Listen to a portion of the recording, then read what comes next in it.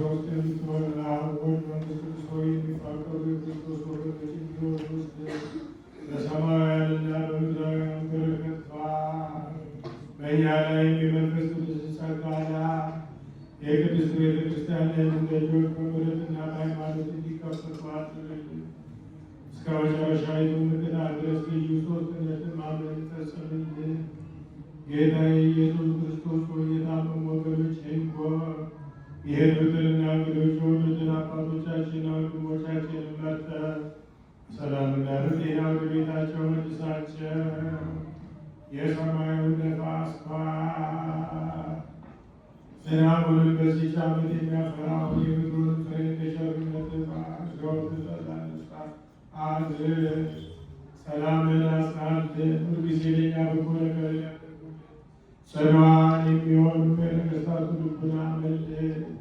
በቅድስት ቤተ ክርስቲያን ሁልጊዜ ለሚሰበሰቡ ለቤተ ክርስቲያን ሊቃውንት ፍቅርን ስጥ። ለሁሉም ለእያንዳንዱ በየሰዋቸው ኃያላን በሚሆኑ በነገሥታቱ ፊት ሰላምን አብዛላቸው።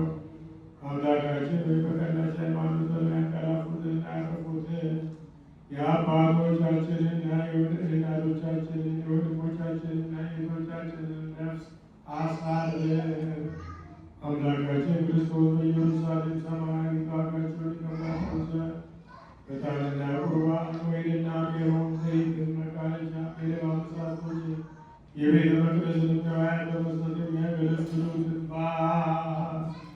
ይቅርታ ያገኙ ዘንድ ከእኛ ጋር የተሰበሰቡትን ሁሉ አምላካችን ክርስቶስ ሆይ ይቅር በላቸው። በሚያስፈራና በሚያስደነግጥ በመንገድ ፊት ምጽዋት ያመጡትን ሁሉ ተቀበልላቸው። የተጨነቀችይቱን ነፍስ ሁሉ አሳርፍ።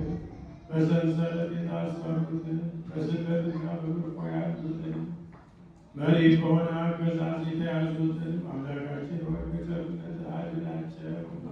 መምህራችን ኢየሱስ ክርስቶስ ሆይ ወደ አንተ በምንማልድበት ጊዜ እንድናስባቸው ያዘዙንን ሁሉ በሰማያዊ መንግሥት አስባቸው። የሚማስብን አቤቱ ሕዝብህን አድን። ርስትህንም እባርክ፣ ጠብቃቸው እስከ ዘላለም ከፍ ከፍ አድርጋቸው።